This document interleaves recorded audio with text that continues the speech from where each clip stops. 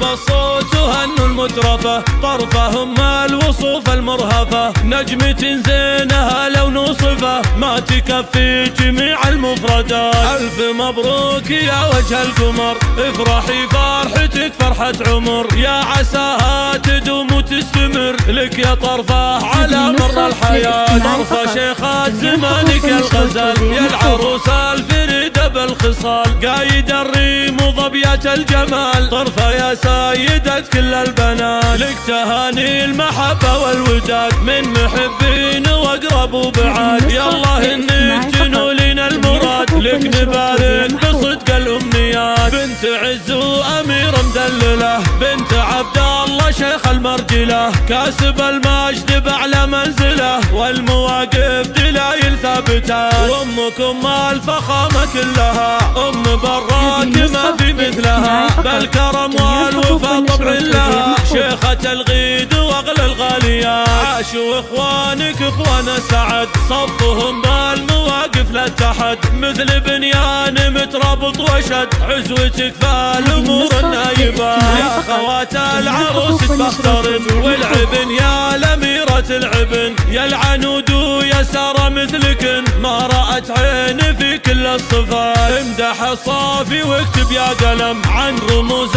الشهامة والكرم، من عمام وخال والنعم، صيتهم فوق رؤوس النايفات.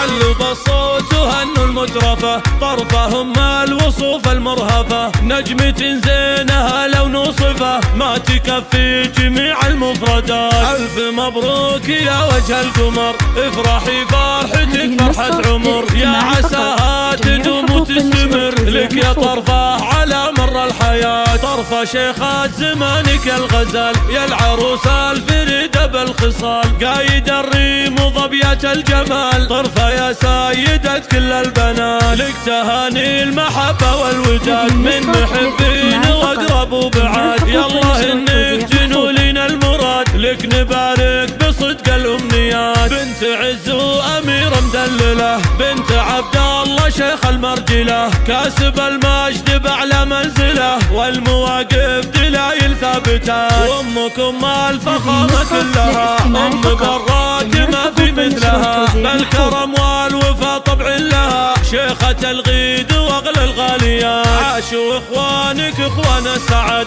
صفهم بالمواقف لا تحد، مثل بنيان مترابط وشد، عزوتك فالامور النايبات. ويا خوات العروس تبخترن، والعبن يا الاميرة العبن، يا العنود ويا سارة مثلكن، ما رأت عين في كل الصفات. امدح الصافي واكتب يا قلم عن رموز